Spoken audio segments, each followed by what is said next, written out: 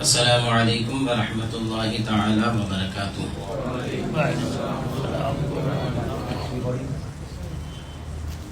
نحمده ونصلي ونسلم على رسوله وحبيبه الكريم إن الله وملائكته يصلون على النبي يا أيها الذين آمنوا صلوا عليه وسلموا تسليما اللهم صل على سيدنا ومولانا محمد معدن الجود والكرم منبع العلم والحلم والحكم وآله وأصحابه وبارك وسلم صلاة وسلاما عليك يا سيدي يا رسول الله صلى الله تعالى عليك وسلم۔ حضور سیدی محدث کبیر دامت برکاتہ القدسیہ کے ساتھ سوال و جواب کی اس نشست میں تمام سامعین کا استقبال ہے، خیر مقدم ہے۔ جو جہاں سے سن رہے ہیں بغور سماعت فرمائیں۔ پہلا سوال جناب الحاج ساجد مرچینٹ ابری پاڑا کی طرف سے ہے۔ وہ پوچھنا چاہ رہے ہیں کہ اگر کوئی شخص بیٹھے بیٹھے سو گیا اور اسے پوری نیند آ گئی تو بیٹھے بیٹھے سونے پر اس کا وضو باقی رہے گا یا ٹوٹ جائے گا؟ اور بیٹھنے کی صورت یہ بھی پوچھ رہے ہیں کہ اگر وہ ٹیک لگا کے بیٹھا تھا تو اس صورت میں اس کے وضو کا کیا حکم ہوگا؟ بسم اللہ الرحمن الرحیم۔ نیت خود ناقض وضو نہیں ہے، بلکہ ناقض وضو خروج ریاح ہے، کیونکہ نیت کی وجہ سے اعصاب ڈھیلے ہو جاتے ہیں، اس وجہ سے مظنہ خروج ریاح پایا گیا اور اس سے وضو ٹوٹتا ہے۔ اس بنا پر امام اعظم ابو حنیفہ رحمۃ اللہ علیہ کے قول کے مطابق جب آدمی اس طرح بیٹھا ہو کہ جس میں نماز کی کوئی ہیئت ہوتی ہو تو اس نیت سے وضو نہیں ٹوٹتا، اور اسی طرح اگر ٹیک لگا کر بیٹھا، سرین اس کے زمین پر جمے ہوئے ہیں کہ ریاح نکلنے کی کوئی صورت نہیں، تو ایسی صورت میں بھی وضو نہ ٹوٹا۔ اگر کرسی پر بیٹھا ہے اور کرسی میں بیٹھنے کی جگہ پر اس واحیات غرض سے جو چھوٹے چھوٹے سوراخ بنائے ہوتے ہیں وہ موجود ہوں اور وہ اس طرح سویا کہ اعصاب ڈھیلے ہو گئے تو اس کا وضو ٹوٹ گیا، کیونکہ ریاح کے خارج ہونے کی جگہ موجود ہے۔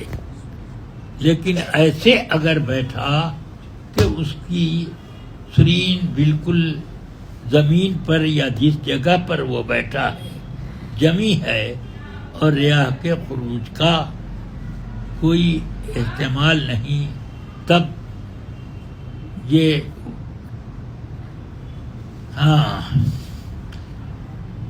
تب وضو نہیں ٹوٹے گا۔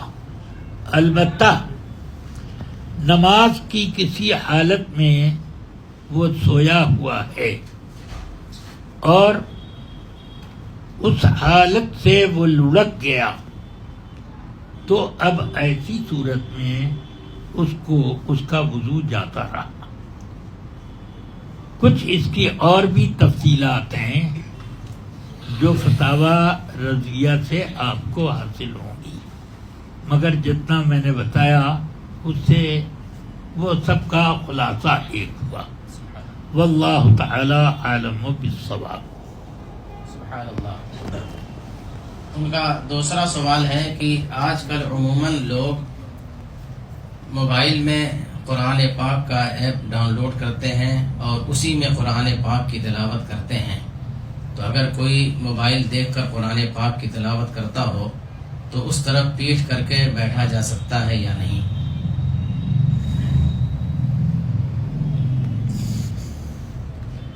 موبائل میں قرآن شریف کا مصحف اگر لوڈ کیا گیا ہے تو جب تک وہ آن نہ ہو، یعنی قرآن مجید کی آیات اس پر آن نہ ہوں اس طرح پر کہ وہ پڑھی جا سکتی ہیں، اس وقت تک اس کی طرف پشت کرنے میں کوئی حرج نہیں۔ البتہ جب آن ہو تو اس کی طرف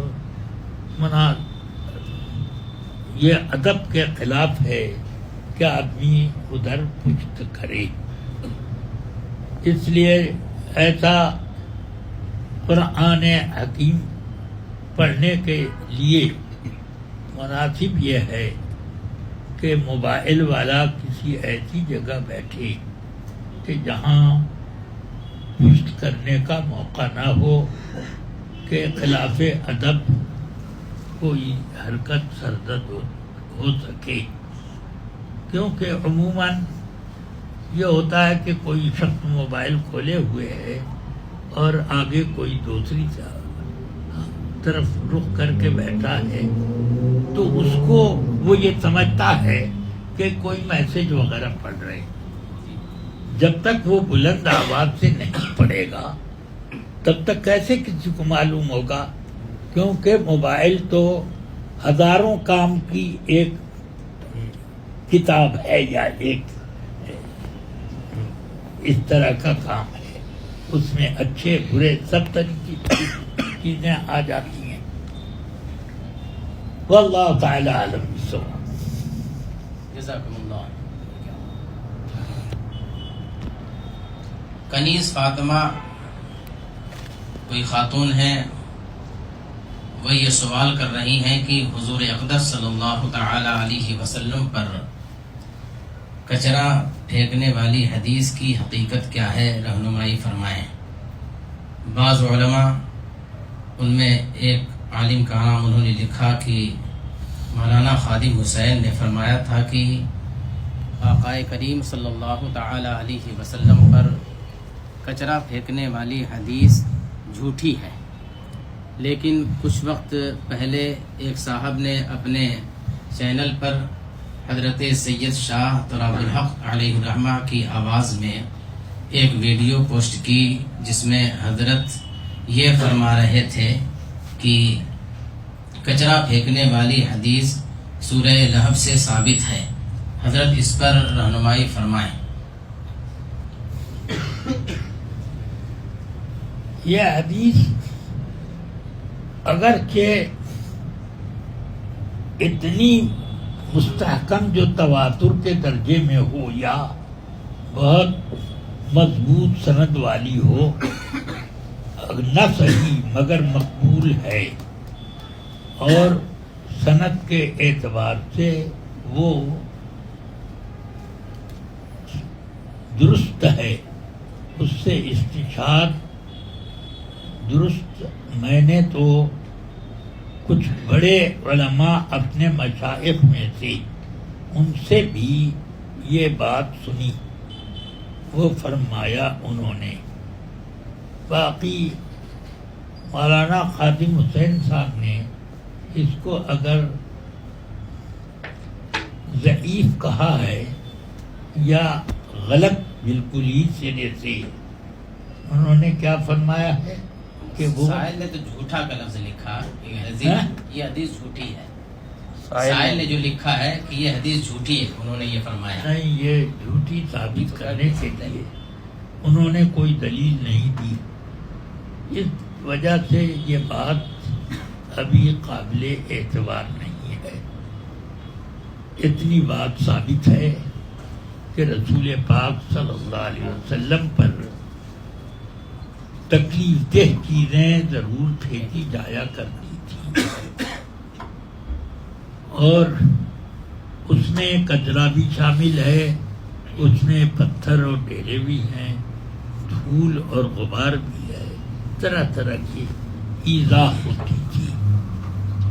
اس لیے وہ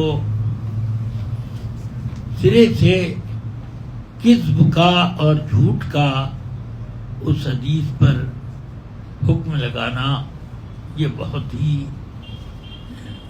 محل نظر ہے. اللہ تبارک و تعالی کرم فرمائے. میں نے اپنے مشائخ میں سے کئی ایک سے اس بات کو سنا، وہ بھی بیان کرتے تھے. ویسے میں نے ابھی یہ حدیث یوں تفسیر کی کتابوں میں تو دیکھی، مگر حدیث کی کتابوں میں ابھی تک مجھے نظر نہیں آئی.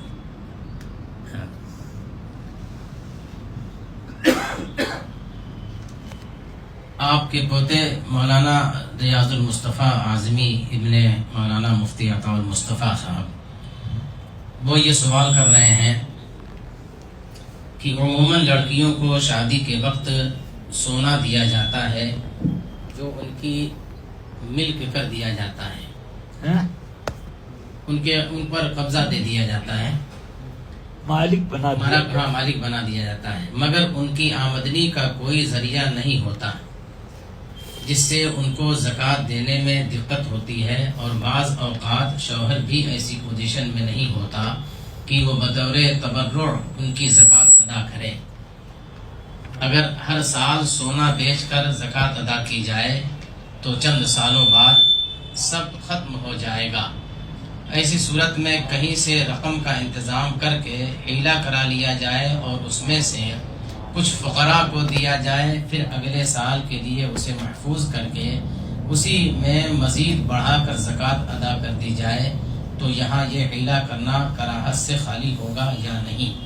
اگر اس کا کوئی اور حل بتا دیا جائے تو کرم بالائے کرم ہوگا. ذرا اس حیلے کی جو صورت بتا رہے ہیں وہ بتائیے، پھر سے پڑھیے. پورا سوال پھر ایک مرتبہ میں پڑھ دیتا ہوں کہ عموماً لڑکیوں کو شادی کے وقت سونا دیا جاتا ہے جو ان کی ملک کر دیا جاتا ہے، ان کو مالک بنا دیا جاتا ہے، مگر ان کی آمدنی کا کوئی ذریعہ نہیں ہوتا، جس سے ان کو زکوٰۃ دینے میں دقت ہوتی ہے، اور بعض اوقات شوہر بھی ایسی پوزیشن میں نہیں ہوتا کہ وہ بطور تبرع ان کی زکوٰۃ ادا کرے. اگر ہر سال، ہیلے کی بات اب کر رہے ہیں وہ، اگر ہر سال سونا بیچ کر زکوٰۃ ادا کی جائے تو چند سالوں بعد سب ختم ہو جائے گا.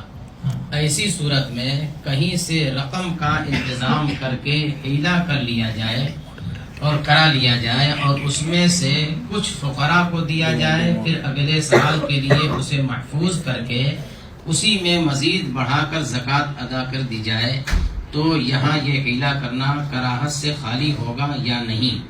اگر اس کا کوئی اور حل بتا دیا جائے تو کرم بالائے کرم ہوگا. یہ حیلہ کرانے کی صورت مجھے سمجھ میں نہیں آئی کہ کسی سے رقم حاصل کر کے حیلہ کر لیا جائے، کیا مطلب؟ کر دیا جائے مطلب یعنی زکوٰۃ کی رقم حاصل کر کے، یا کیسی رقم؟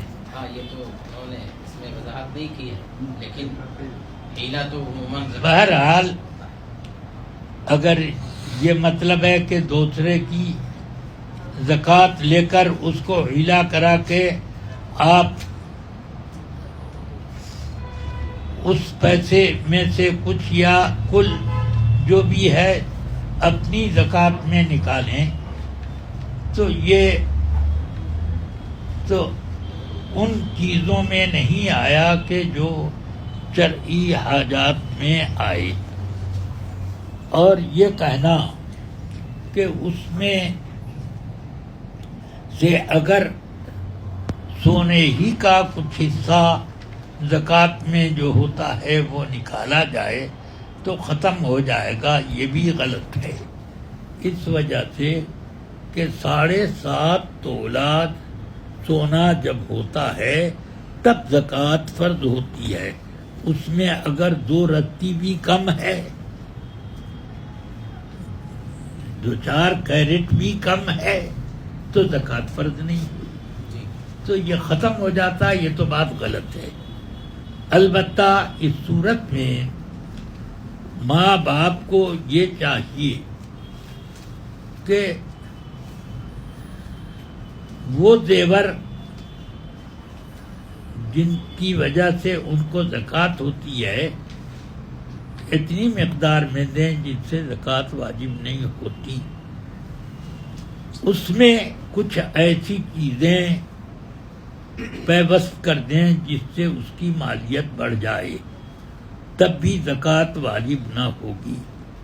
جیسے اس میں ہیرا جڑ دیا گیا، یاقوت لگا دیا گیا، تو یہ قیمتی چیزیں ہیں، مگر ان چیزوں پر پتھر وغیرہ جو ہوتے ہیں ان پر زکوٰۃ واجب نہیں ہوتی، اگرچہ وہ جب تک کہ وہ تجارت کے لیے نہ ہو۔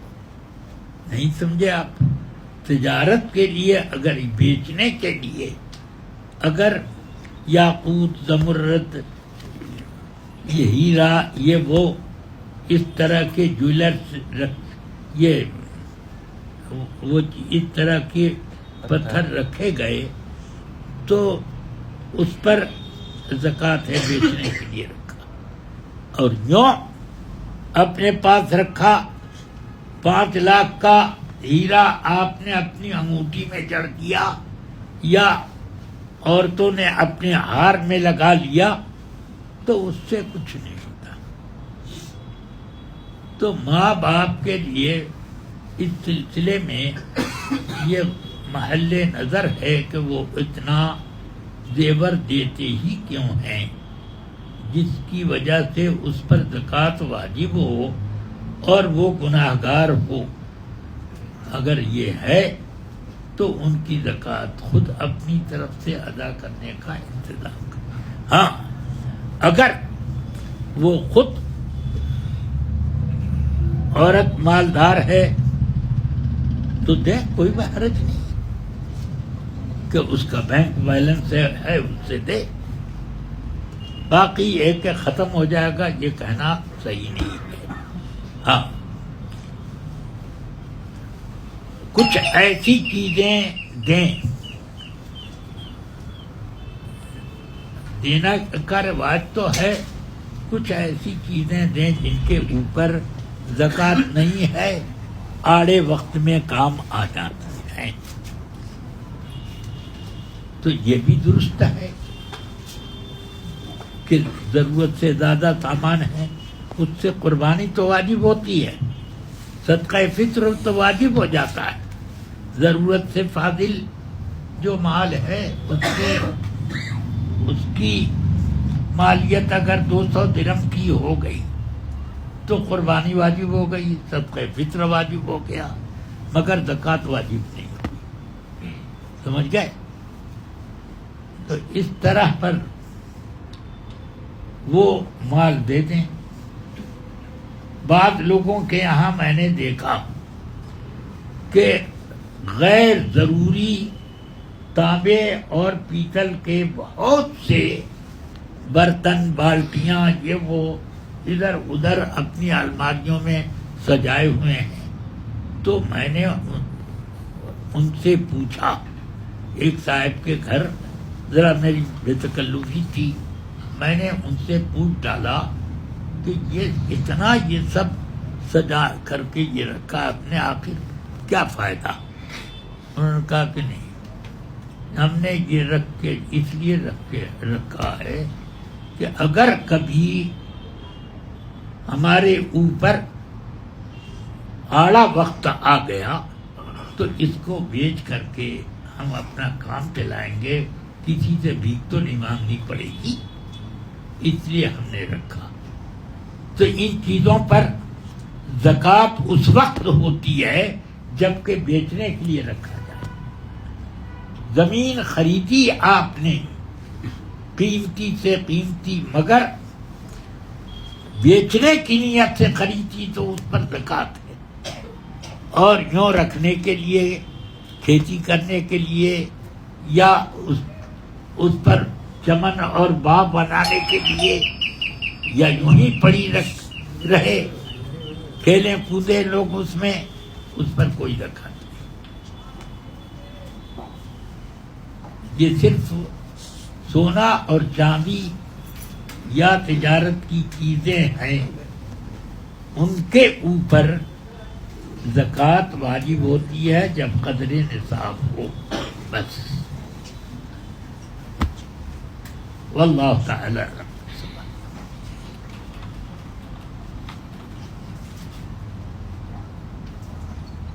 فرقان ثقلانی یہ سوال کر رہے ہیں کہ کیا شیئر مارکیٹ میں انویسٹ کیا جا سکتا ہے؟ یہ آپ نے دوسرا پیپر اٹھا لیا، دوسرا پیپر اٹھا لیا، چلیے اب کھول لیجیے۔ بیان کر دیتا ہوں۔ شیئر مارکیٹ میں دو طرح کے انویسٹمنٹ ہوتے ہیں، ایک ٹریڈنگ جس کو پل پل میں خریدا بیچا جاتا ہے، دوسرا لانگ ٹرم۔ ایک بار انویسٹ کیا جائے سالوں بعد اس کا انٹرسٹ ملتا ہے۔ ان دونوں صورتوں میں شیئر مارکیٹ میں انویسٹ کیا جا سکتا ہے یا نہیں؟ بھائی شیئر مارکیٹ کا مسئلہ یہ ہے،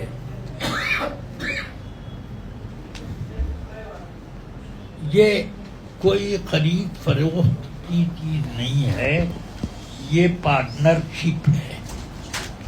شیئر کا معنی ہی پارٹنر، اور شرکت میں جو شرائط ہیں وہ شرائط شرکت مفاوضہ ہو یا شرکت عنان ہو، وہ شرائط پائے نہیں جاتے شیئر مارکیٹ میں، اس بنا پر یہ ناجائز ہے۔ دونوں طریقے سے اس کا فیصلہ 20-25 سال پہلے ہو چکا ہے۔ علامہ اظہری صاحب، مفتی شریف الحق صاحب، میں، مفتی جلال الدین صاحب علیہ الرحمہ، یہ سب لوگ اور کچھ دوسرے علماء کو بھی اس میں بلایا گیا، اور اس میں کئی مرتبہ بہت لمبی لمبی باتیں، اس کے بعد اسی پر سب کا اتفاق ہو گیا کہ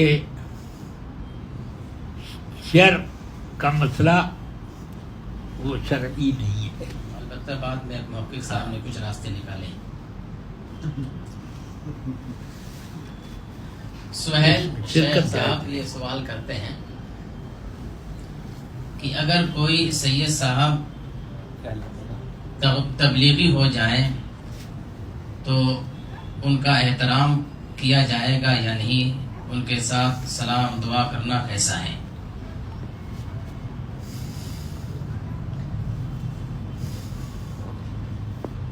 سید ہیں تو سیادت کے اعتبار سے اب یہ دیکھنا پڑے گا کہ اگر حد کفر تک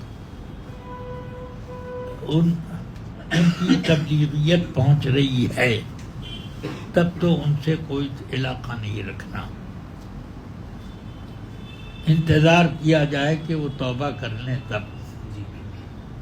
لیکن اگر حد کفر میں نہیں ہے تو اب ایسی صورت میں ان کو سمجھایا بھی جائے، سلام بھی کیا جائے، مگر سمجھایا جائے، ہاں زیادہ۔ انہی کا دوسرا سوال ہے، کیا 40 دن تک گوشت کھانے سے ہمارا دل کمزور ہو جاتا ہے؟ یہ سوال ڈاکٹر اور حکیم لوگوں سے پوچھنا چاہیے.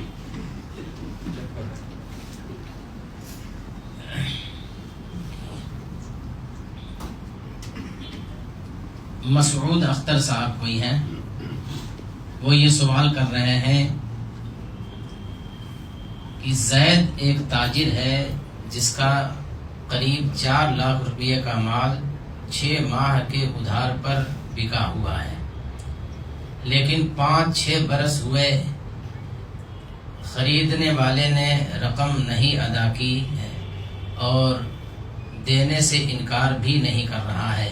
لیکن زید اپنی بیٹی کی سخت بیماریوں کے علاج میں خود لوگوں کا قرضدار ہے اور قرضدار ہوتا جا رہا ہے،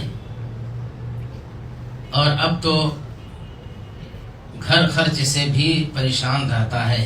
تو کیا زید کی زکوٰۃ سے امداد کرنا جائز ہوگا جبکہ اس کا بازار سے پیسہ آیا نہ آیا کچھ پتہ نہیں، پیسہ آئے یا نہ آئے کچھ پتہ نہیں کب آئے؟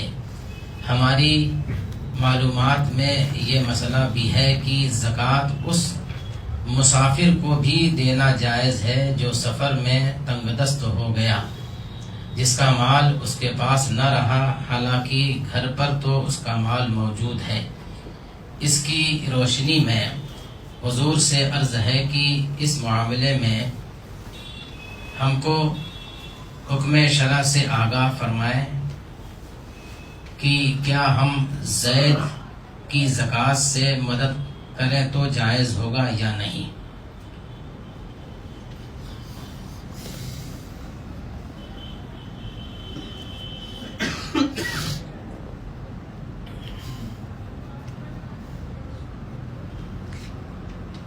یہ قیاس کرنا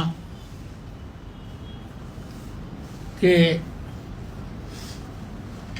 ایک مسافر جو اپنے وطن میں تو مالدار ہے مگر اس کا مال سارا ختم ہو گیا سفر میں، تو ان کے لیے تو قرآن عظیم میں نص ہے، مگر اس پر قیاس کرنے کا حق ہم لوگوں کو نہیں ہے. یہ مجتہدین کا منصب ہے کہ اس پر قیاس کیا جا سکتا ہے کہ نہیں. باقی یہ ہے کہ اگر مایوسی ہے کہ وہ پیسہ تقاضے کے باوجود جو مارکیٹ میں اور مال کے خریداروں کے پاس باقی ہے وہ صرف بہانے بازی کرتا ہے، دیتا نہیں، تو اب ایسی صورت میں اس کو جب مایوسی ہو جائے تو زکوٰۃ اس کو دی جا سکتی ہے. اب اس مسئلے کی تھوڑی سی توضیح یہ ہے کہ اگر قرض کسی کے اوپر اپنا باقی ہے اور مقدمہ کرنے کا ثبوت اس کو مہیا نہیں ہے، سمجھ میں آئی بات؟ گواہ نہیں ہے کہ جن گواہوں سے وہ ثابت کر سکے کہ میرا اس کے اوپر بقایا ہے، تب وہ زکوٰۃ لے سکتا ہے. اور جس کے پاس گواہ موجود ہیں اور ثبوت ہے کہ میں مقدمہ لڑ کے اس سے وصول کر سکتا ہوں تو اس کو زکوٰۃ نہ دی جائے. کیوں نہیں؟ وہ اس پر اپنا دعویٰ کر کے اس کو حاصل کرتا. یہ اس مسافر کی طرح نہیں ہے، کیونکہ وہ مسافر سفر میں کس پر دعویٰ کرے گا اور کس سے اپنا حق معلوم کرے گا؟ کسی پر تو اس کا حق باقی نہیں، تو اس پر قیاس کرنے کا یہ موقع ہی نہیں. موقع یہ اس کو ہے جس کے پاس پیسہ تو دیا فلاں صاحب کو یا مال دیا، قرضہ ہے اس کے اوپر، اور گواہ میرے پاس نہیں ہے، کوئی ثبوت بھی نہیں ہے، تب یہ ہو سکتا ہے اس غریم کی طرح پر جو کہ سفر میں ہے. اس کی تفصیل جو ہوئی یہ اس طرح پر. جزاکم اللہ.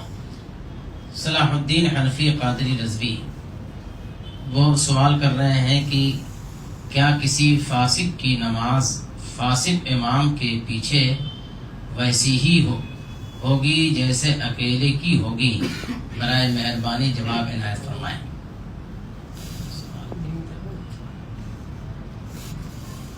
اعلیٰ حضرت نے صاف لکھا ہے کہ نماز فاسق کی خود بھی پڑھے تو مکروہ تحریمی ہے،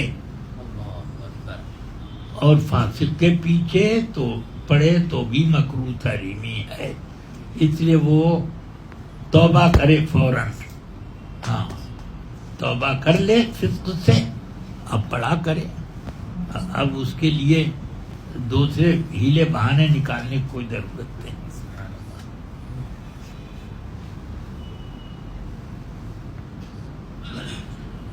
کوئی صاحب ہے عمیر میاں، وہ سوال کر رہے ہیں کہ رمضان شریف میں آدمی کے ہر نیک کام کا بدلہ 10 سے 700 گنا دیا جاتا ہے. کیا رمضان المبارک میں قضا نمازیں ادا کرنے پر رب کریم اس کا بدلہ 10 سے 700 قضا نمازیں ادا کرنے کے برابر عطا فرمائے گا؟ قضا نمازیں رمضان تک اس انتظار میں کہ ثواب زیادہ ملے، اگر وہ مؤخر کرتا ہے تو سخت ترین گناہ گار ہے. کیونکہ جو چیز اپنے ذمے ہے اسے پتہ نہیں کہ وہ رمضان تک زندہ بھی رہے گا کہ نہیں، اس لیے اسے جلد سے جلد ادا کر دینے ہی میں سلامتی ہے، اور جتنی تاخیر کرے گا اتنا گناہ بڑھے گا، اور گناہ سے بچنا درجات حاصل کرنے سے زیادہ ضروری ہوتا ہے. سمجھ گئے آپ؟ اب باقی یہ رہا کہ رمضان مبارک میں جو فرمایا حدیث شریف میں کہ فرض کے برابر نفل کا ثواب اور ایک فرض 70 فرضوں کے برابر ہے، یہ جو فرمایا ہے یہ رمضان کے جو ہیں وہ سمجھ میں آیا. یہ تو رمضان سے پہلے کی بات ہے. ہاں اسی لیے ایک جگہ اعلیٰ حضرت نے فرمایا ہے جب کہ کچھ لوگوں پر زکوٰۃ فرض ہو جاتی ہے اور وہ یہ انتظار کرتے ہیں کہ رمضان آ جائے تو اس وقت ہم ادا کریں، یہ بڑا گناہ ہے. بلکہ اس کو چاہیے کہ ہولان ہول سے پہلے، یعنی جب زکوٰۃ کا سال شروع ہو گیا اسی وقت سے تھوڑی زکوٰۃ نکالتا جائے، یہاں تک کہ جب پورا سال ختم ہوا تب تک پوری آزادی ہو جائے. ایسے کریں. تو ان سب چیزوں پر غور کرنے کے بجائے آدمی یہ سوچے تو یہ اس کی مہلت نہیں ہوتی. چلیے واللہ تعالی عالم بالصواب. کوئی طاہر رضا صاحب ہیں، ان کا پوچھنا یہ ہے کہ زید پر 2 عمرے اور 2 دم بغیر احرام حدود حرم میں داخل ہونے کی وجہ سے واجب ہو گئے. میقات سے جا کر احرام باندھ کر عمرہ ادا کیا تو ایک واجب عمرہ اور دم ساقط ہو گیا. اب دوسرے عمرہ کے لیے کیا اس کو پھر میقات سے ہی احرام باندھنا ہوگا یا حل سے باندھ لے؟ اس میں یہ اشکال آتا ہے کہ ممکن ہے دوسرا عمرہ تو ادا ہو جائے لیکن میقات سے بغیر احرام داخل ہونے کا دوسرا دم کیسے ساقط ہوگا؟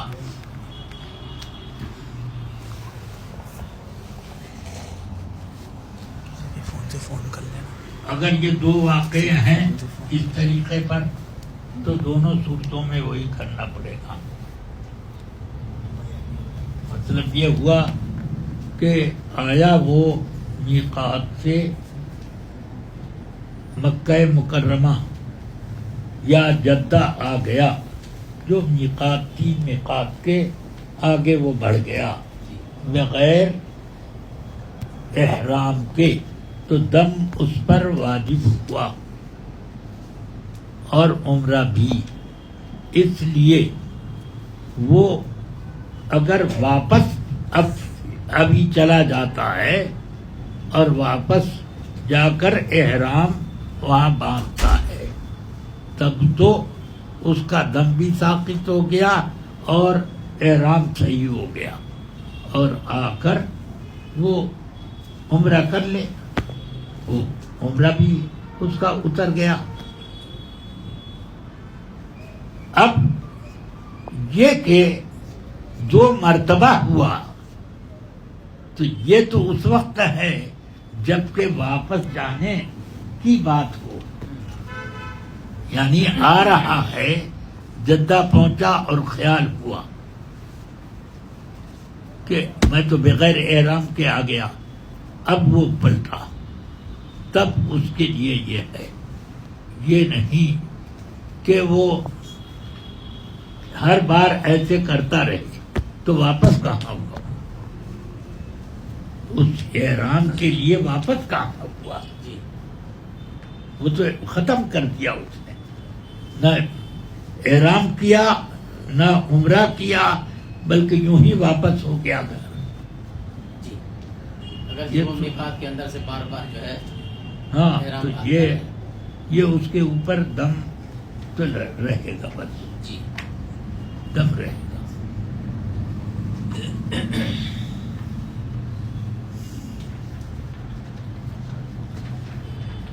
ایک سوال یہ ہے کہ عام طور پر لوگ رمضان المبارک میں زکوٰۃ دیتے ہیں تاکہ 70 گنا زیادہ ثواب حاصل کریں، مگر نصاب کا سال اگر چند ماہ قبل پورا ہو تو کیا تاخیر کا گناہ ہوگا اس پر؟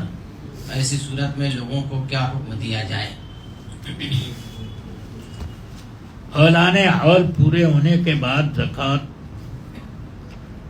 اعلان حول کے بعد زکوٰۃ تو دے ہی دینی ہے، اور تاخیر کرنے کی وجہ سے آدمی پر وبال اخروی ہے، اور اس میں خطرہ بھی ہے کہ اگر وہ مرض موت میں مبتلا ہو گیا تو اب ادا بھی کرے گا تو مرض موت جو ہے وہ ادائیگی سے مانع ہو جاتا ہے.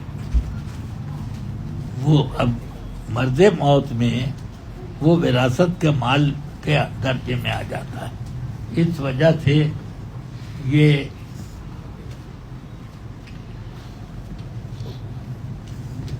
کسی کو موت کا وقت معلوم نہیں، گناہ ہے. اعلیٰ حضرت نے ابھی میں نے بتایا کہ اس چیز سے منع کیا ہے. امام ابو یوسف رحمۃ اللہ علیہ بھی اسی طرح ارشاد فرماتے ہیں. ریحانہ صدف کوئی خاتون ہے، انہوں نے اپنا سوال یہ بھیجا ہے کہ حضرت کیا سر پر سے دوپٹہ اتار کر عورت باتھ روم میں وضو کر سکتی ہے؟ کیونکہ ایسے دوپٹہ بھیگ جاتا ہے تو اتار کر وضو کی تو ہوگا یا نہیں؟ بعض عورتیں بولتی ہیں وضو جائز ہی نہیں ایسے دوپٹہ اتار کر کے باتھ روم میں وضو کرنے سے، اس لیے حضرت رہنمائی فرمائیں. بھائی یہ پتہ نہیں کون سی مفتیہ نے ان کو اس طرح سے فتوا دیا کہ وضو ہوگا ہی نہیں. عورتوں کو اپنا سر کھولنا تنہائی میں جائز ہے، اور وضو کرے تو وضو بلا شبہ اس کا ہو جائے گا. جو عورت یہ کہتی ہے کہ کپڑا بھیگے یا نہ بھیگے یہ وضو ہوگا ہی نہیں، یہ اس نے غلط کہا. اس طرح کی غلط فتووں کو دینے سے وہ پرہیز کرے. آج کی نشست کا آخری سوال حضرت کی بارگاہ میں ریان وہرا کر کے کوئی صاحب ہیں، وہ سائل ہیں ریان. وہ سوال یہ کر رہے ہیں کہ حضرت سیدنا امیر معاویہ رضی اللہ تعالیٰ عنہ کو جو باغی کہے اس پر کیا حکم لگے گا؟ اس کو توبہ کرنا ہوگا. باغی کہنا یہ بہت بڑا جرم ہے. باغی جو ہے اصطلاح شرع میں اور ہے، عرف میں اور ہے. تو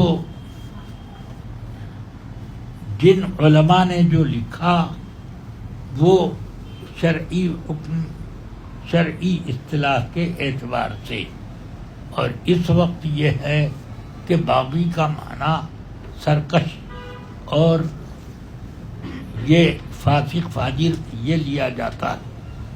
تو یہ لفظ نہیں بولا جا سکتا. قرآن مجید میں جو لفظ آیا کہ وَإِن طَائِفَتَانِ مِنَ الْمُؤْمِنِينَ اقْتَتَلُوا فَأَصْلِحُوا بَيْنَهُمَا فَإِن بَغَتْ إِحْدَاهُمَا عَلَى الْأُخْرَى. یہاں بغت جو ہے فَقَاتِلُوا الَّتِي تَبْغِي حَتَّى تَجِيءَ إِلَىٰ أَمْرِ اللَّهِ. تو یہ بات اس جنگ تک تھی، لیکن جب سیدنا امام حسن رضی اللہ تعالیٰ عنہ نے ان کو خلافت تفویض کی تو یہ سارے حکم، یہ سارے احکام جو تھے پہلے وہ سب اتر گئے. اب کسی کو یہ کہنے کا حق نہیں رہا. اس کو احتیاط کرنی چاہیے اور اس سے اللہ کی بارگاہ میں توبہ کرنا چاہیے. اللہ خیر فرمائے. ٹھیک ہے، دعا فرما دیں آپ. اللہم صلی علی سیدنا و مولانا محمد الجود والکرم.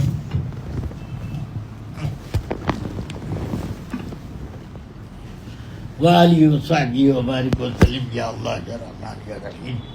اپنے حبیب پاک صلی اللہ تعالیٰ علیہ وسلم کے صدقے میں ہم سب کو توفیق خیر عطا فرما اور احکام شرع پر عمل کرنے کی توفیق دے. اور یا اللہ شرع سے مخالفت کرنے یا اس کو نظر انداز کرنے سے ہم سب کو بچا.